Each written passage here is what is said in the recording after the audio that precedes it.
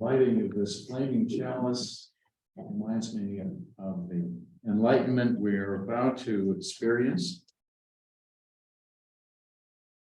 And the reading this morning is from the fourth chapter of Philippians.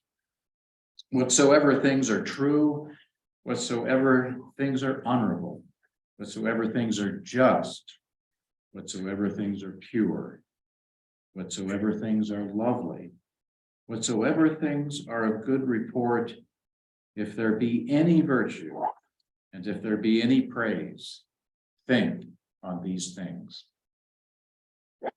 And then the words of Reverend Wayne Arneson, who for 23 years was the pastor at Rocky River UU congregation. He was the author of several books, UU History and UU Worship, and other things. Take courage, friends. The way is often hard, the path is never clear, and the stakes are very high. Take courage, for deep down there is another truth. You are not alone. And on the theme of not being alone, our next UUA president, Sophia Bettencourt, in her campaign videos, reminds us that we share values with other denominations, and that we should join forces, even though we may disagree on certain theological principles. We can agree on our values, especially when it comes to social justice. And so we have, and I think this congregation honors that principle. We were active in action before, and now we have joined Faith in Action. It's descendant, I guess. And so we have this morning from Faith in Action two spokeswomen. Shonda Johnson is with us by Zoom. You can find her somewhere there on the screen, I think. She's been executive director of Faith in Action since 2021. She graduated in liberal studies with a teaching credential from Sacramento State University. And during her time in Sacramento, she served on the governing body of Ceasefire Violence Prevention Initiative, which achieved significant reduction in gang violence in South Sacramento. She directed grassroots campaigns around violence intervention and prevention with the Sacramento area congregations together. So you can see a theme emerging here. She led a successful collaborative that transformed the physical and social environment for 13,000 residents in the Valley High neighborhood of Sacramento. She led Heal Zone, a health initiative focused on reducing obesity rates in underserved communities and funded by Kaiser Permanente. Prior to joining Faith in Action, she was executive director of Way Up Sacramento, the development initiative that supports the health, welfare, and sustainable prosperity of children and their families. Chastity Martinez has been a community organizer. She's here with us. So those of you on Zoom should be able to see her image on the screen easily. She grew up in Fallon and earned a BS degree in atmospheric science and mathematics at UNR. So her credentials are intimidating for example. At the same time, she was honing her perspective on social justice and its intersection with her faith.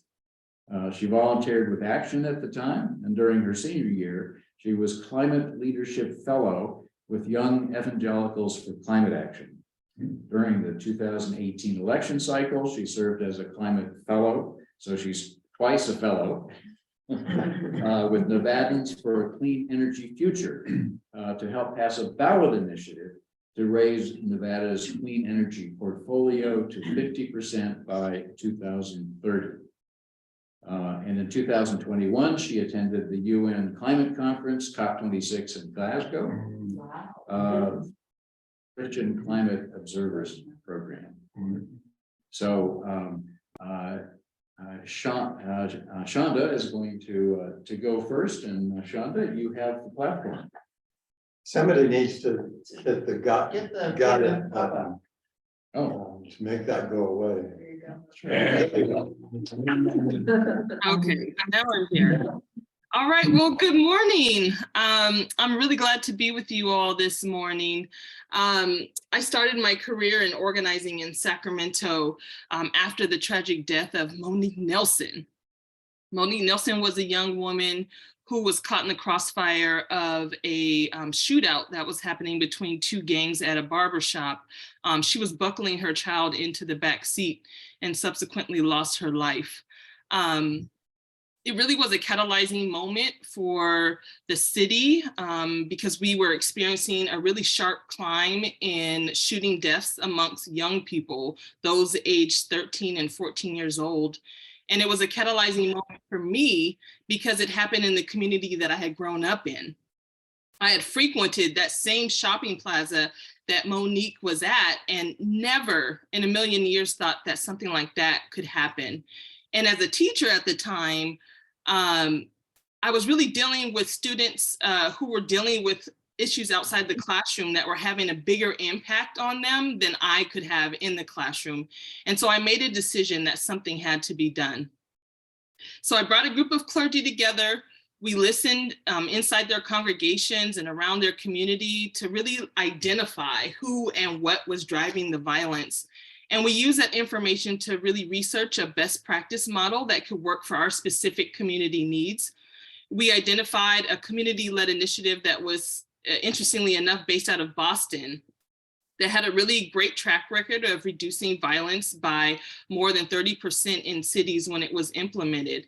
So we gathered 600 community members and stakeholders in a church with elected leaders. We garnered city resources to implement the program and secured $1 million in order to do so. And our efforts led to a 65% decrease in shootings, and we had 0 deaths during that pilot of the strategy. It was a really big win for the city, but most importantly for the residents who were experiencing living in communities day in and day out with violence. And it was a win for me because I got to be a part of the change to restore my community.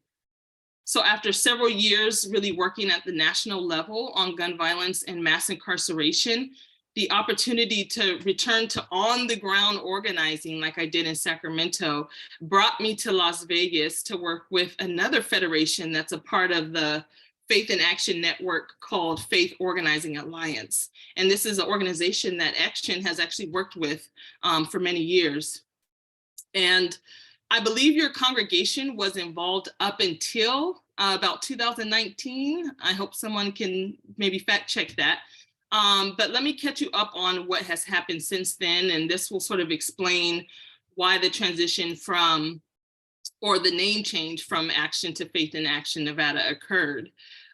So during the election season in 2020, we did a listening campaign in both Black Southern Nevada congregations and some member congregations up north where you all are at. And we launched this new normal framework that was created together with both Faith Organizing Alliance, Action, and leaders, right, in response to COVID-19. It really was about us recognizing this moment that history was calling for collective change, right? Our systems, many of our systems completely failed us during this pandemic.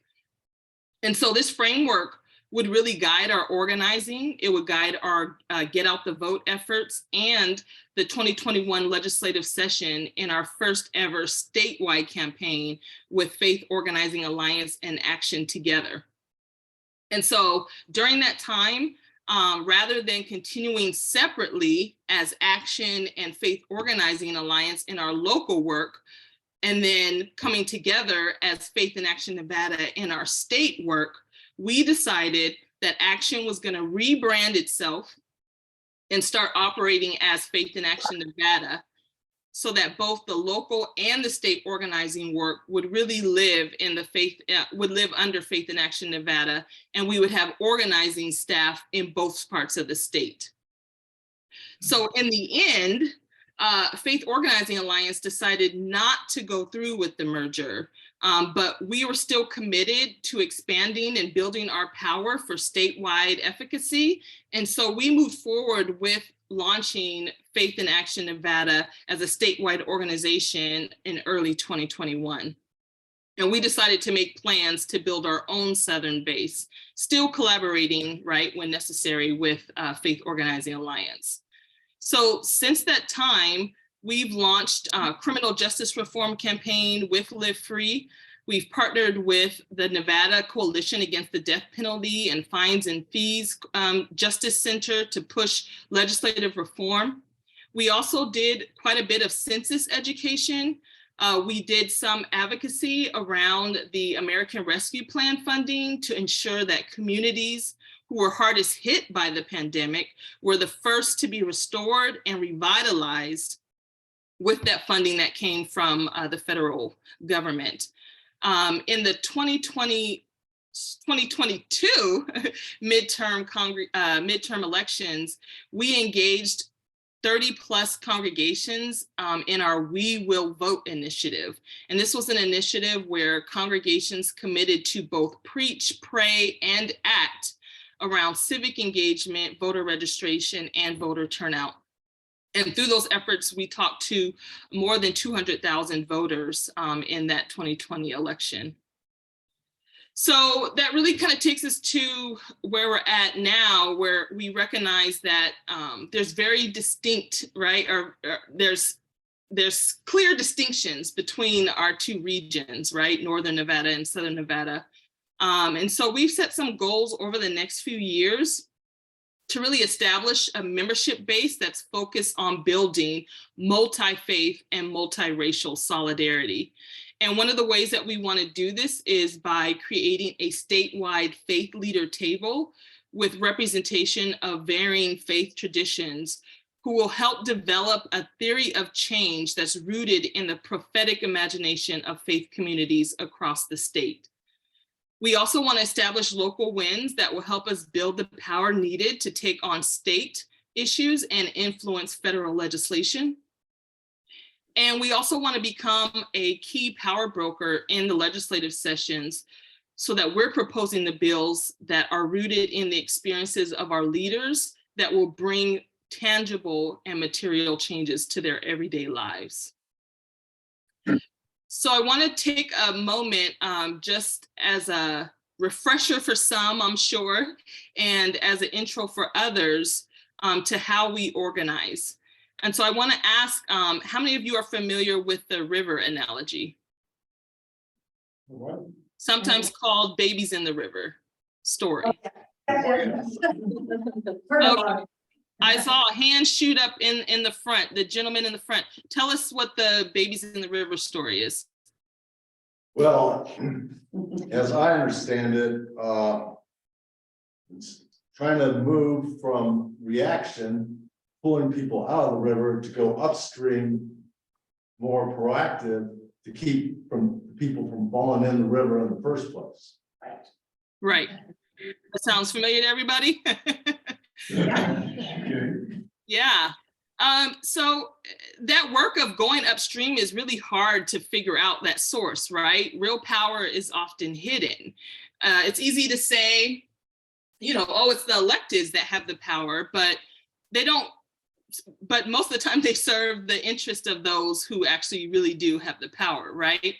So in that story, right, there's really two solution-based methods employed, right? Direct service and systems change. Direct service is the pulling the folks out of the water, right? Providing what they need, right? Immediately, whether it be food or shelter, right? Or clothing. And going upstream is really that big systems change, right? And one of the things that I think is really important about those two methods is that one, right, is typically what communities of faith, right, employ. But one is really accepting the world as it is, right? It's saying, well, you know, there's bodies that go in the river and this is what we do. We pull them out. We do what we can to take care of them, and that's just the way it is. The other is really an interrogation of why there is a system or a process that's hurting people in the first place. And so the latter really asks, who is benefiting from it being that way? There's also the factor of time that it takes, right? When you ask someone to serve in a food bank versus serving on an organizing committee, which you all have done, right? There's an extremely different time commitment, right?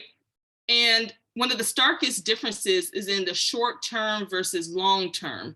Opening a food bank versus building affordable housing, right? We're talking years and years versus something that you can, right, do in a moment's time.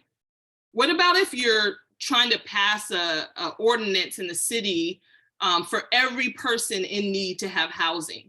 How much power does that take, right? And how much time is that going to take, right? We're not talking about one generation fights. And so people really get burned out.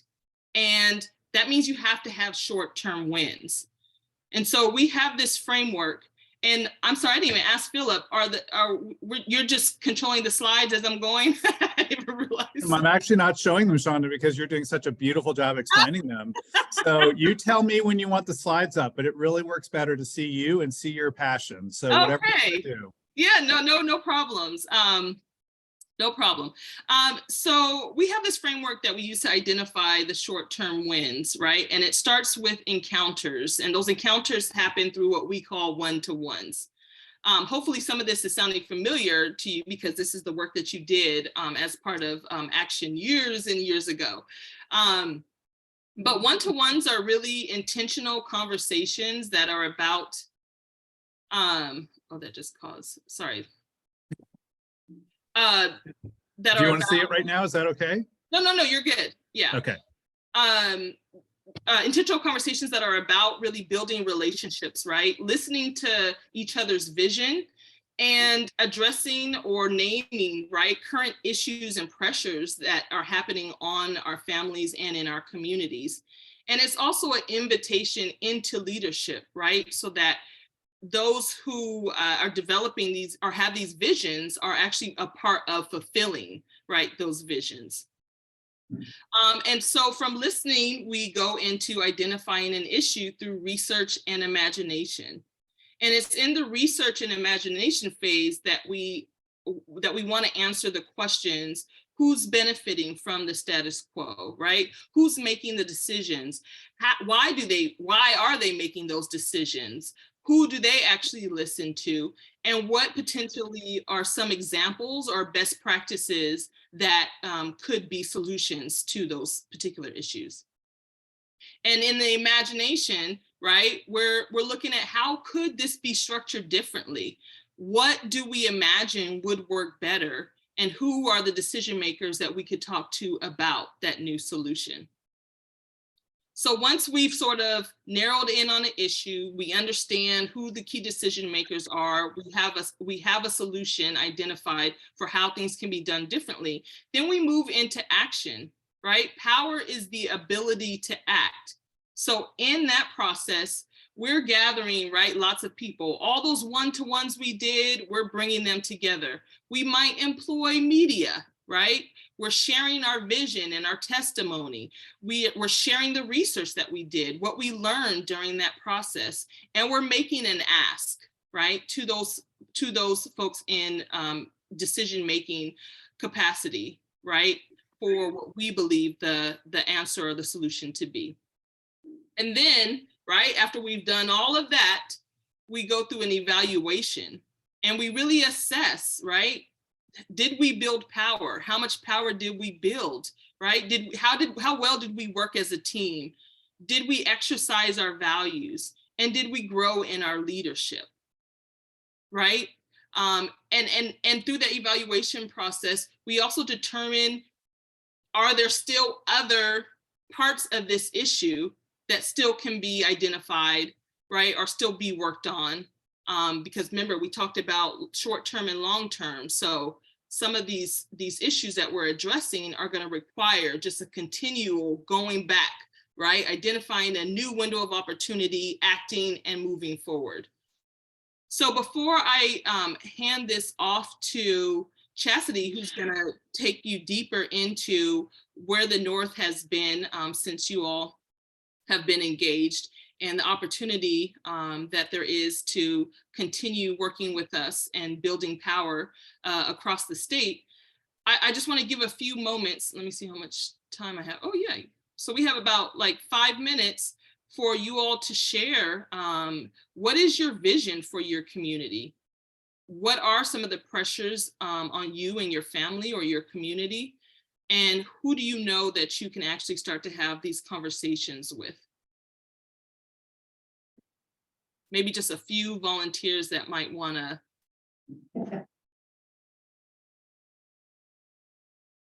What is your vision for your community? So, Leah, is there anything in the chat? I mean, I can go first. Can you hear me? Are you still getting the feedback? Earlier, there was a lot of feedback, so I wanted to make sure I wasn't making anyone nauseous with the reverb. No, no problem. Oh, awesome. Well, I think somebody else said they would go first, so I can get off.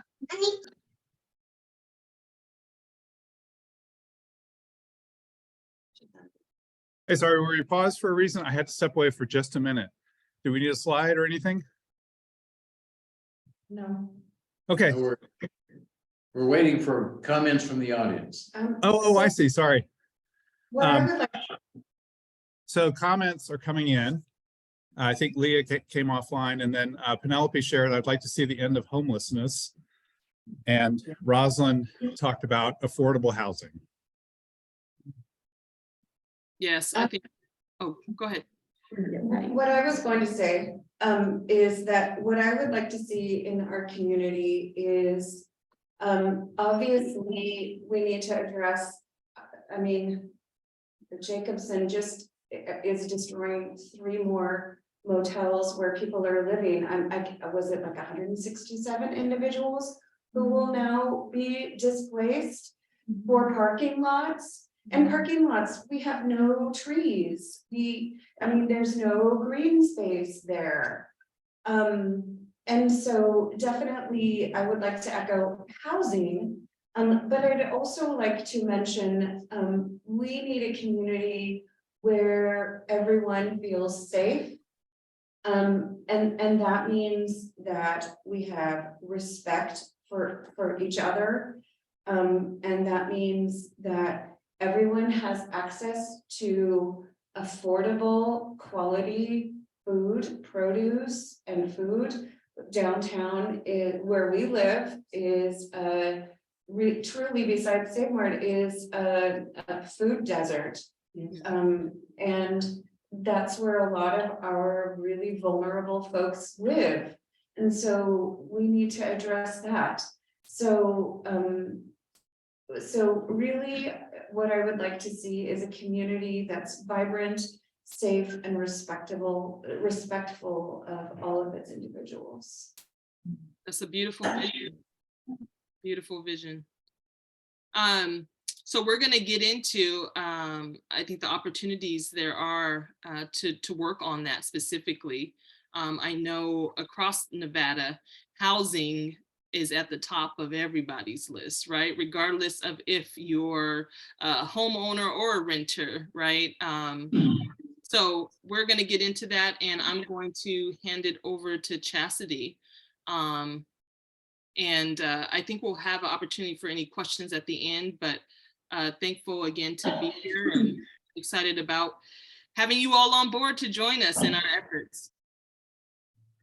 Thank you. Thank you, Shonda. Yeah, thank you, Shonda. And I think there was a question about who was speaking. That was Patty that just spoke, just so if people didn't see her in the Zoom call. So thank you, Patty, for that vision. Well, yeah, thank you all so much for being here. My name is Chastity Martinez, and I'm the community organizer based here in Northern Nevada. And I'll share a little about myself as well to start. I've been in Northern Nevada most of my life. I was born in Southern California. My dad was in the Marine Corps, so Camp Pendleton, where I was born, and then moved up here when I was about 5. So I've been in Northern Nevada. I guess you would call me a native for the last 23 years. I grew up, like I mentioned, in Fallon, Nevada, so about an hour east of here. Agricultural community, nothing to do there at all. It was a very boring childhood, but no, my parents, we grew up in a 2-parent household. My mom worked for Walmart for like 20 years, kind of made her way up the corporate ladder. My dad, after leaving the military, once we were in Fallon, he began working for the Lovelock Correctional Center there in Lovelock, Nevada. And so I did have a lot of stability growing up, kind of working class family. I had an older brother, older sister. And I remember one of the things that I remember most about my dad's job in particular is he'd come home from work and he would share with us about all the freaks and the child molesters that he worked with in the prison, and really enveloped this fear in me of those that were incarcerated. And I really began to see prison as a place that was necessary to keep the bad people away from us good people. And it meant that, the safety and security my dad wanted to provide meant that I saw prison as a necessary place. And so I wasn't really confronted with this impact of this mentality until I came to college. And it was during my time in college here at UNR that I actually became a Christian. And I really took the views on charity and, caring for the least of these and the marginalized seriously. And that prompted me my first summer to do a week-long urban project in Sacramento area, learning all about just poverty and, kind of theology of caring for those in poverty. And I remember one of the days we were there in Sacramento, we were walking around the river they have there, passing out food bags to people. And we came across this fire pit that was full of heroin needles. And I remember that image just really like burned in my mind as I was leaving that program. And it reminded me of my own family struggle with addiction. Both of my grandparents had alcohol problems. There's some other substance abuse in my family generationally, and my dad even himself struggled with gambling problem, which living in Nevada happens. And so that following summer, I decided to kind of challenge myself in more of a way to serve. And I participated in a 6-week-long urban project in Oakland, California. And during my time there, I actually worked at a basically like faith-based recovery program for men. And that was such an eye-opening and just amazing experience for me. It's called City Team Oakland. And what was interesting about that program is that most of the men that I was working with there had been previously incarcerated, mainly because of, their drug charges or felony or et cetera, like that. And I was pretty nervous going there because I didn't know exactly, what that all would entail. I was told to, be fearful in the past in my upbringing towards men like that. But one of the men that I met during my time there was Raul. And I actually learned that Raul used to live here in Sparks. And so we really connected on that. But also I learned that he had been previously incarcerated at the Lovelock Correctional Center that my dad worked at. And so, he didn't know my dad, but it was just a really, in my mind, like a God thing of, wow, I'm talking to this person who does not seem like, a freak that my dad would have said, or someone that would have been a harm or a threat, to my public safety. He's actually one of the nicest guys in that whole program. And so my experience there really forced me to reconsider the perspective I held towards members of our incarcerated community. And I went into that whole experience believing that my sole purpose was to help others and, do the serving and kind of have the savior complex. What I learned was that my family and I could have met the same fate as any of these men. And I thought less about the actual crimes or drug use choices that people made, and focused more on what were the life circumstances, like poverty, lack of opportunity, even like trauma on an individual or generational level that that really creates these disparities. And I learned that these disparities that exist amongst incarceration rates between rich and poor, people that are Black or white, really has nothing to do with their individual character flaws, but has everything to do with the systems we operate under that are rooted in racism and oppression. And one of the last things I'll say is that during my time there, we met with this pastor who I then learned was part of a Faith in Action kind of federation there in Oakland, which is really fun. And one of the things that he said to this, myself and this cohort of other college-aged Christians was, will you choose to be a chaplain for the empire, which is keeping with the status quo of things, settling for the world as it is? Or will you choose to be a prophet of the resistance? Will you speak out against injustice and fight for a world as it should be? And so once I had that experience in Oakland, I really couldn't come back home with the same perspective I had before. And I began talking to my family, my faith community about that experience. And I really felt this call to not settle for the world as it is. And as I continued to learning, I actually got connected to Action and to JD Klippenstein at the time. And, you know, was really inspired by the work that they were doing with on issues that impacted those closest to the pain. And so part of the work that I got to do and be a part of during that time was with the Affordable Housing Trust Fund that I know some folks in this congregation also helped to get passed. And I'll talk a little more about that in a second, but really for me, deciding to become an organizer, my motivation is because I really want to build a team, build teams, honestly, of people that are working out of their values, out of their love for this community to fight for those permanent solutions, both to housing, also to environmental justice, because as was mentioned in my bio, climate's also a very important concern I have. And I feel called by my faith to be here and to help create the space of belonging in a community where all people, regardless of your socioeconomic background or what you've been, or what other background you've experienced, your race, where we all can have those basic access to human rights, you know, housing, food, clean air, clean water, and a livable climate. And so that's what really has called me into leadership and to be an organizer. And, you know, it's been about a year that I've come into the organizing sphere in that realm, but I'm really excited to be able to continue to build on the work that Action did before and the work that some of you all have done before. And so I want to take some time to kind of recap, like Shonda was saying, what we've done, especially with our housing work, since, you know, kind of relaunching as Faith in Action Nevada. And I'll share mostly from what like I've been doing the last year that I've been on. So I know being part of the work with the Affordable Housing Trust Fund, that was a really big local win that we experienced together here in the North.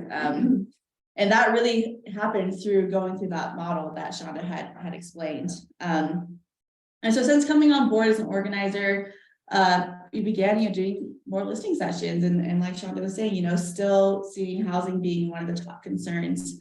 And with the Housing Trust Fund, one thing I'll say is that we got that passed, so it exists, but we are still fighting for a permanent revenue source for that fund, so it can really be as effective as possible in our community.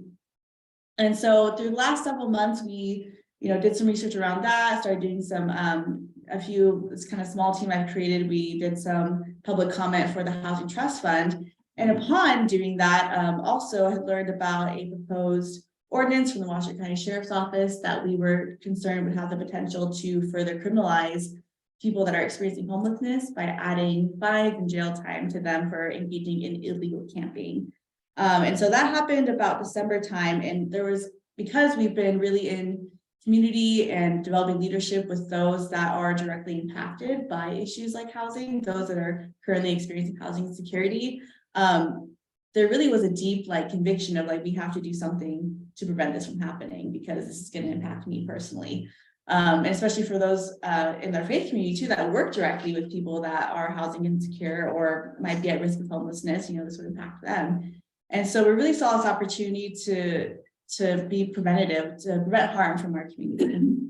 And so some of you might know, but that caused us to have an event at the end of January, this last January, just a few months ago, to bring both people from the faith communities together, along with those that are directly impacted by this issue, to really have a conversation about what are the concerns with this proposed ordinance, which I will say, it's not necessarily in existence yet, which is a proposal. And what would be better solutions. And it was really powerful for me to be able, that was the first event I had as an organizer, to be able to pack a room with both, the faith communities and with those closest to the problem and to the pain, to have that conversation. And so that happened end of January. And it was fabulous. Thank you. Thanks, Betty. And yeah, I know some people from the Unitarian Church here were able to come to that event. So I really was happy to have that representation from this congregation and see kind of the commitment that remains, with this group. And so after that event, we launched a research campaign to better understand what was the origins of this ordinance. And simultaneously, while that was happening as well, doing some deeper research there, we also had this legislative session that we're currently in, right? That started. And we've been working a lot within coalition spaces to the housing coalition spaces to advocate for some different key bills that would really help on the housing landscape in our state. And so that's now where we find ourselves in. We're about halfway through legislative session. We've done some research meetings about this ordinance, and there also have been, which I won't go too detail about, but there have been some community stakeholder meetings with the sheriff's office to really address concerns about this ordinance. And so they're going to be having a few more of those meetings happening in the next couple months. But really what we stand at right now is over the next 2 months, there's this opportunity we have with both these stakeholder engagement meetings on the county level, dealing with this ordinance, but also with some of these housing bills. We see that most of the ones that we were prioritizing did pass through their committee. So there's still now the next kind of push to really get them passed. And that would, end of legislative session is June 5th. So like I said, this kind of alignment of this next 2 months, having the opportunity to really prevent the possible further criminalization of our homeless community. And also the opportunity to really provide, to really pass some bills that would help with not only funding affordable housing, but also with eliminating some barriers that people experience to housing.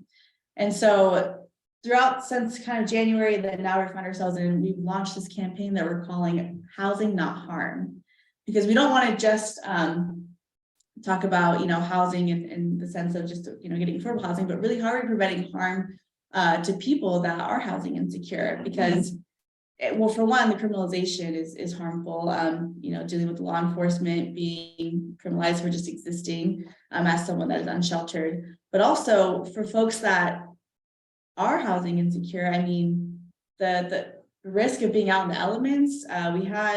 We worked with the interfaith community and had a vigil back in February that some of you might have come to, and there were 99, I think, individuals in the last year that died in the streets here of Reno here because they were unsheltered, and the cause of death were across different degrees, but that's was double or triple, I think, what it was the year before. And so not having access to proper shelter and to housing is violence against our community.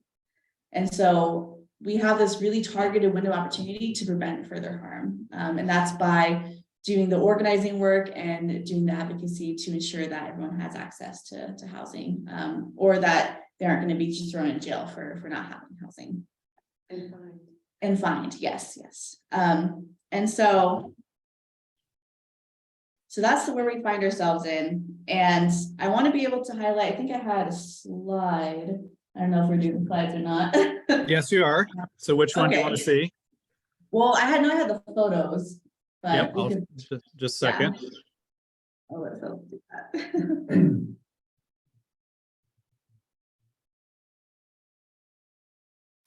Okay. So just I'll kind of highlight the photos that I so that was on the left, some of the advocacy work we've been able to engage in during so far this legislative session. We had a housing advocacy day that we brought some folks, and some of those folks in the photo are currently having struggles with housing, but being able to have their voices there was really impactful. And then on the right, it is from our event that we held back in January with our to launch our Housing Not Harm campaign. And then you go to the next slide. So I want to talk a little bit about what I call the problem pie. And when we talk about big problems like housing or homelessness, those are pretty big. I know one of the things that someone mentioned in the chat was I want to end homelessness. And amen, I do too. And I think, we tell people, oh, we want to end homelessness, or, we have to make sure everyone has housing in Washington County. Those are pretty big things to tackle. And it's kind of like trying to eat a giant pie all by yourself. So what we do with our organizing work is we learn how do we actually break down this pie into smaller issues and really tackle those things piece by piece. So the work that we did with the Affordable Housing Trust Fund was one of those slices that we were able to take apart from this bigger pie of housing. And so, and like I said, there's still more work to be done with that slice, to make sure we get the permanent revenue source. But that's just one slice. Also apologize, my pie was very not well drafted, but that happens. The next slice that we're taking is really this Housing Not Harm, which is again a targeted thing over the next 2 months. And then as we kind of go forward, we can take more and more slices out of this big pie. And so we eradicate homelessness in our community. And so we transform the entire housing landscape in Washington County, even across the state, right? Because now we're statewide. And that's the work that, I'm inviting all of you in the congregation into doing. And so, yeah, that's a kind of just a visual there. So that's really the long-term goal, but we've got to tackle it, like Shonda was saying, with those local wins. And the outcomes is that we can really, like I said, prevent decriminalization, create more access to people to housing, and help people stay housed as well. That's some of the things that we experience, with some of the development that's happening. And I also wanted to share too that the urgency of this issue, and I really appreciate what you were saying, Patty, because I think especially for those of us that are, here in Reno and Washoe County, our community is developing at like a rapid rate, and I'm sure you all have seen the impacts of that.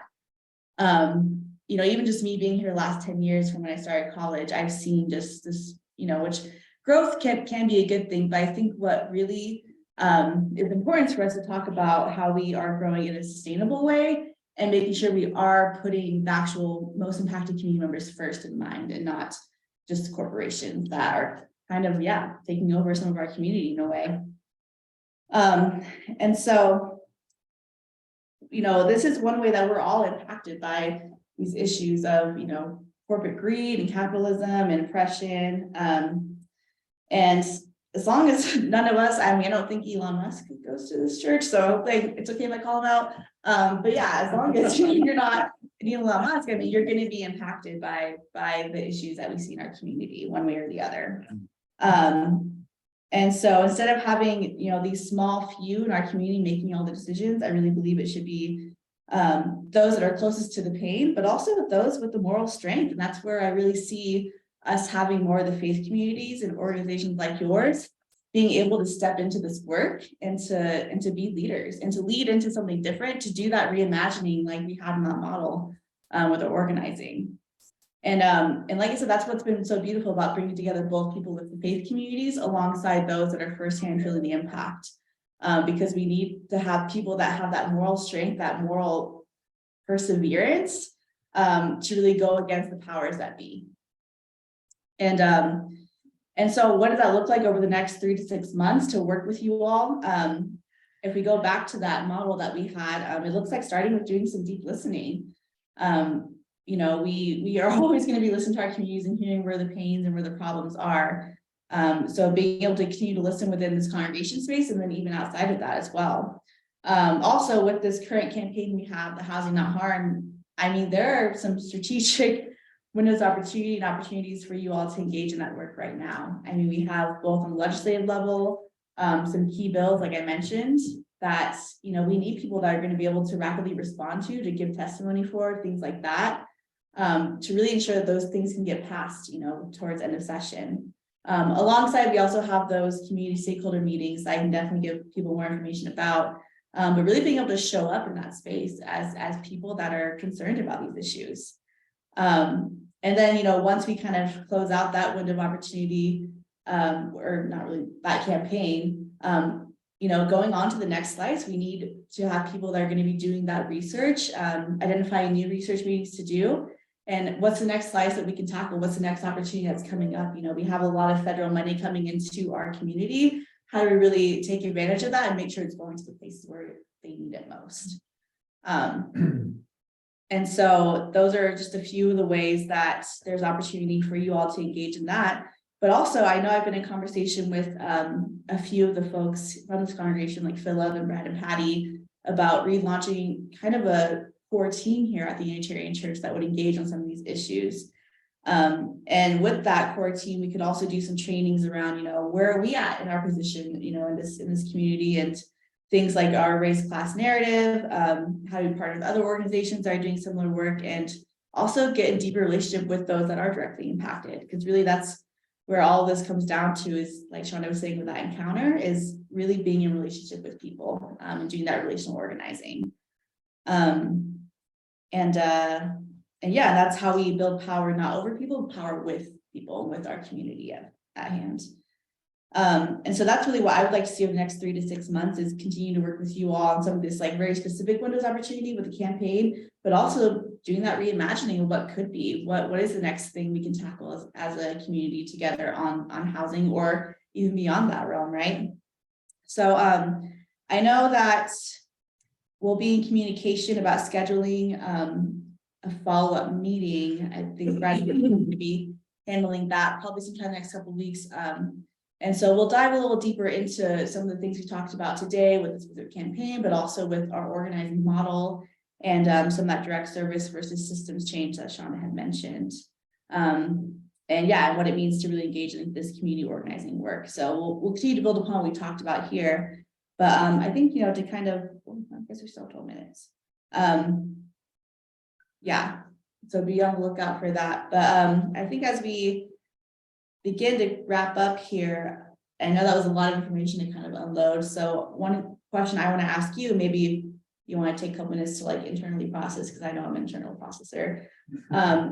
What are the things that, between what Shonda shared and what I shared with you about the work here in the North, what excites you most about some of what you heard today, or about the opportunity that we presented? Well, it sounds like we're new to all this, so I'm coming from zero information, but it sounds like the work that immediately could be focused on is the legislation that's what the legislature here has a couple more months so that would be something I would be interested in showing up. I don't know anything about the numbers count. That would be, I'd like to know more about that, so. Yeah, definitely. Well, and that's really great because, those of us who are working age, we don't have the opportunity during the business day to go down to the legislature. So it's really awesome when folks who are available to do that and willing to do that. That's what I was going to say too. I think especially with some people in the congregation that might have more of that kind of flexibility or freedom with their schedules, that a lot of people are working class or just, younger, don't have the capacity to do. It's really key to, I see, that being a space where people can really step in and support.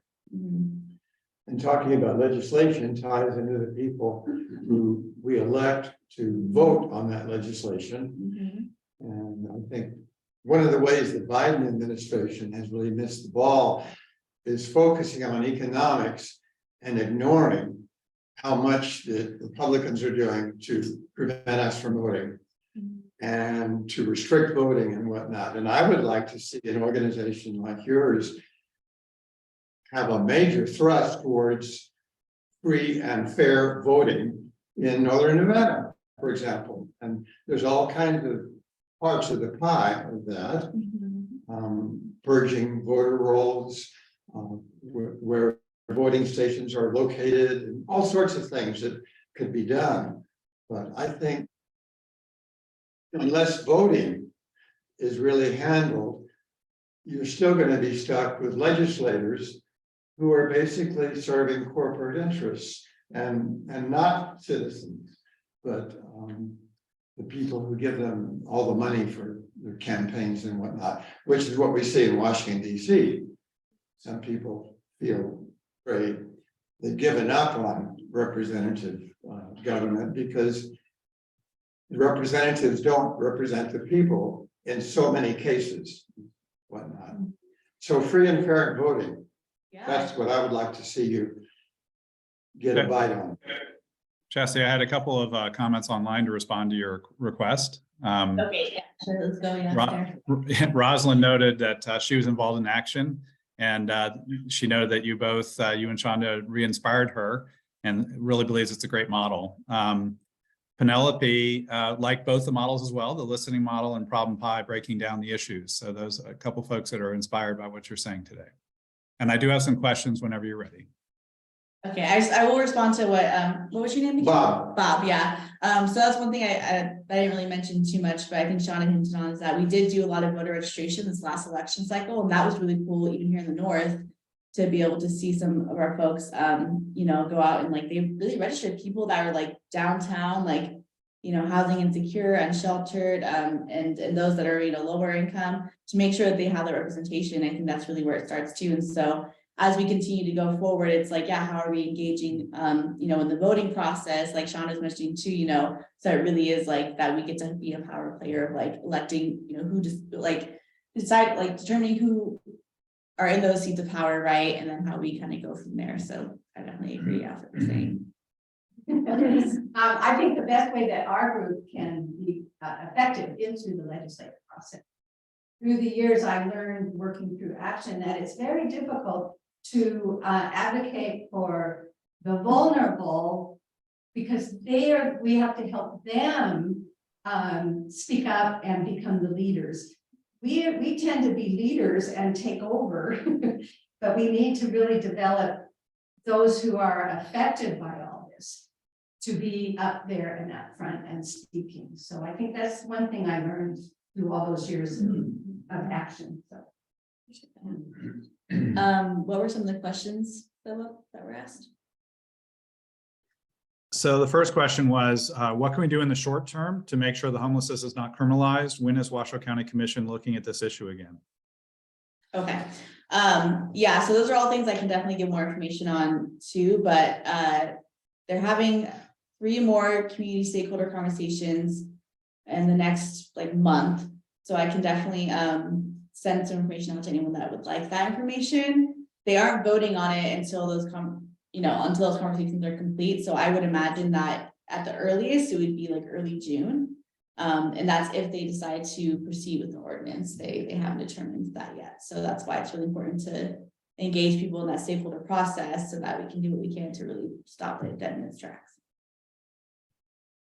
It'd be great if we could put that in our weekly news. Yeah. Send us the dates and we'll get it out to everybody here. I think what we'll do, I think what we'll do is we'll have a space in the e-newsletter that's dedicated to us. Since we're now a Faith in Action or Faith Works project. So yeah, that's a great idea. So yeah, that's something we can certainly do in our first e-blast. Yeah, and like I mentioned too, you know, I'm really grateful for Brad and Patty and Philip helping coordinate that Faith Works group. And I think in the coming meeting that we'll have, I can also give more detail on some of these things, but really want to take today to kind of give that overarching view of what we're currently working around and how you all can engage. You have the schedule of when these stakeholder events are supposed to occur. Yeah, I can send that out to you, well, to whoever it makes most sense to send it out to, or you can actually have a sign-in sheet too if you want to pass that around. You guys can give me your email. Yeah. But yeah, and then is there anything else? The other question I was going to ask is like, are there things that you're still curious about? Which I know it sounds like there's a lot of questions and curiosity about legislative session stuff. So which is good because that's upcoming. That's like right now happening. So I'll definitely send more information about that. Anything else that you're curious about as far as what the organizing model or cycle or what we do with our organizing, what that looks like? I really like the idea of multiple states coming together to advocate a specific solution and to advance it legislatively or whatever these encounter deals have to represent that, I think. And as a couple of people who've spent a lifetime in or around politics and community activity, it's critical because we, with hundreds of our neighborhood people, tried to advocate to deal with a certain development project in Southeast Reno, and it's zero impact. 2 years of advocacy on behalf of hundreds of people. I mean, we fill the council chambers, but we just had this one idea, which was we're just community members here. There was no moral responsibility or no moral or ethical proposal to make here. We were just trying to help our community survive impacts of traffic and all the rest of that stuff for thousands of new residents. And it meant zero because of these economic forces that were with the council. And even, you know, so I really am interested in the model that brings together a collective of people who can advocate from a position of not moral supremacy, but just morality, you know, like what is right for our community and our people, you know, but how do we all get represented here? That's pretty exciting to see if that will work.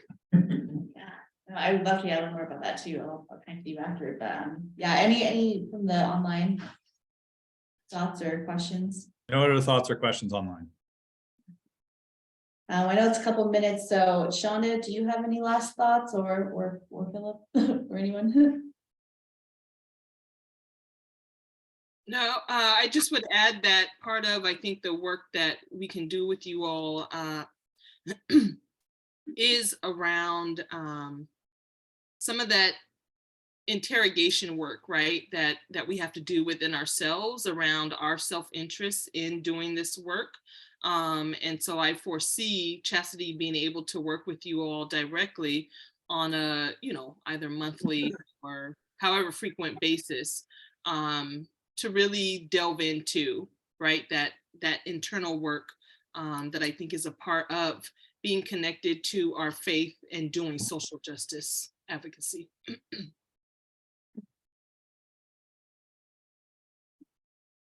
Yeah, I think that's one thing that even I'm still working on as an organizer is really unpacking what are the things that can help me to leadership. And like I said, I think, yeah, having the faith aspect and the morality aspect and really rooting the work in our values is so important. And it's different. It's different than what other people in the kind of political square are doing. So yeah.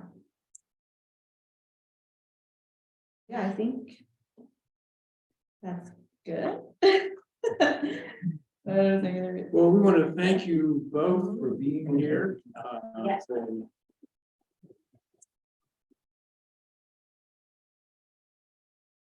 For showing us how faith can lead to action. And I want to particularly applaud you for taking a comprehensive view of issues of social justice, because all of these things have an intersection at poverty.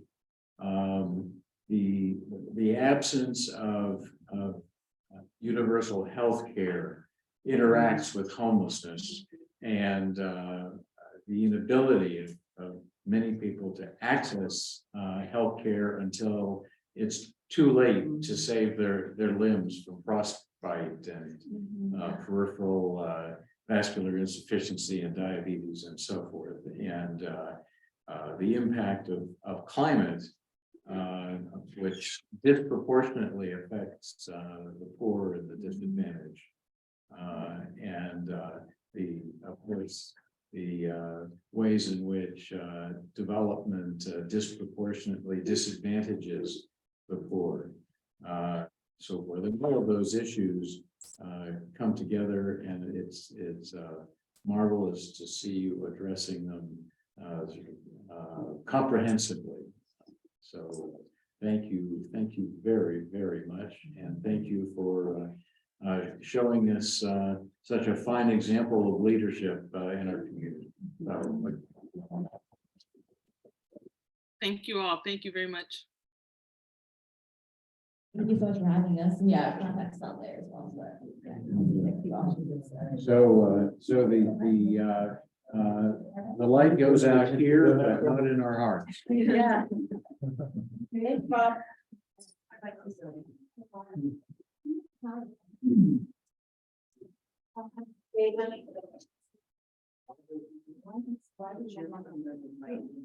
Thank you. Okay, I thought we were gonna have a lot of time left. Oh.